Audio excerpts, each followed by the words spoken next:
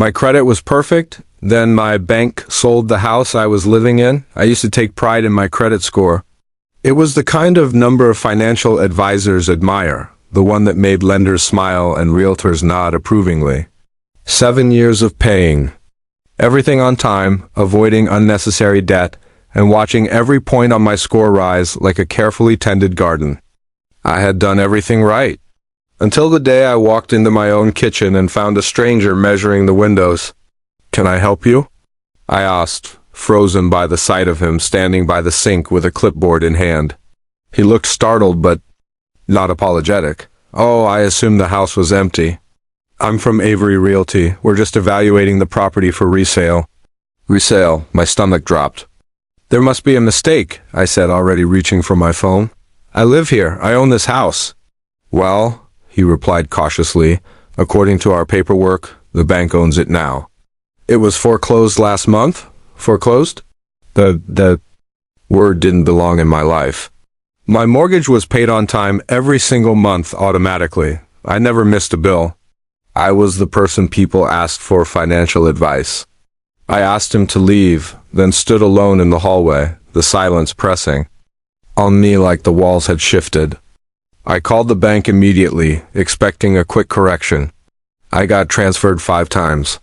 Each time I explained, "I'm on auto pay, I have receipts, my balance is always up to date.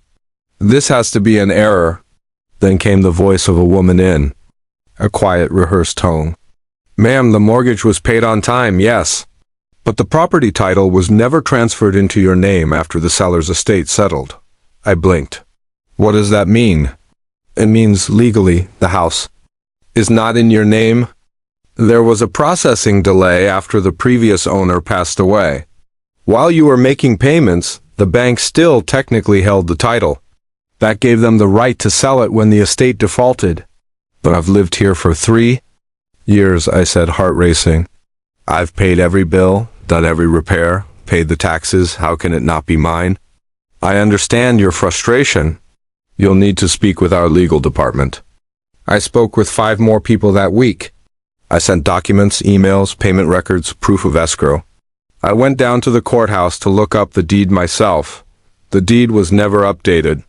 Apparently, the title company that handled the closing had been dissolved the same year I bought the house. A filing mistake. 1 document unsigned, 1 fee unpaid by the previous owner's estate, and the chain of ownership fell apart quietly, invisibly, while I mowed the lawn, fixed the plumbing, painted the walls. Legally, the house belonged to no one until the bank reclaimed it and sold it in a bulk portfolio of foreclosed properties. And I didn't find out until the new buyer showed up in my kitchen. The worst part, my credit was still perfect. My bills were still paid, but none of it mattered. In the eyes of the system, I had no ownership. I hired a lawyer using money I had saved for a kitchen remodel. We filed an injunction, got a temporary stay on the sale, and requested a formal hearing. But the new buyer, a real estate investment company, was already moving fast. They sent me a 30-day notice to vacate. That was when I realized I could win the legal battle and still lose the home. Even if I proved negligence, even if the court saw my side, the property had already changed hands on paper. All I had was a weak promise to be considered for compensation. I couldn't sleep. I walked through the house at night, touching walls I painted myself. I sat in the backyard where I planted lemon trees and watched the wind move through them like they already belonged to someone else. Friends were shocked when I told them. "That's illegal," they said. "That can't happen," but it can, and it does. Sometimes the system doesn't fail you by attacking, it fails by ignoring you. You become invisible between folders, forgotten in a file room.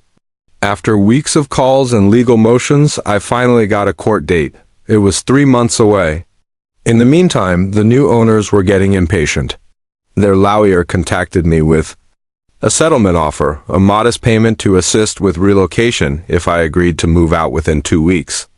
I didn't want their money, I wanted my house. But the truth settled in like a slow chill. I wasn't going to get it back. Not through speed, not through appeals, not through logic. And if I refused to leave, I could be forcibly removed. My lawyer sat across from me in her office and said gently, "You have every right to be furious. But I need to ask, what are you prepared to lose to win?"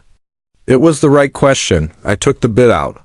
I packed my things and I left the house I loved, not because I gave up, but because I refused to let that house become a symbol of bitterness.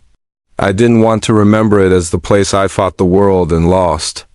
I wanted to remember the birthday candles in the kitchen, the way sunlight fell across the living room in the afternoon, the rain tapping on the windows while I read books on the couch. I moved into a small apartment with a balcony just big enough for 2 chairs and a coffee table. I brought the lemon trees with me. It took a long time to accept that doing everything right doesn't always protect you. Life doesn't run on fairness, it runs on paperwork, on timing, on details you may never see coming. And yet, through it all, my credit remained perfect. My bank statements were flawless. My financial record was pristine. But none of it could protect me from a silent mistake made by someone else, buried in a file drawer 3 years ago. That's the story I tell now when people ask why I'm so cautious. Why I double-check every document, every email, every signature.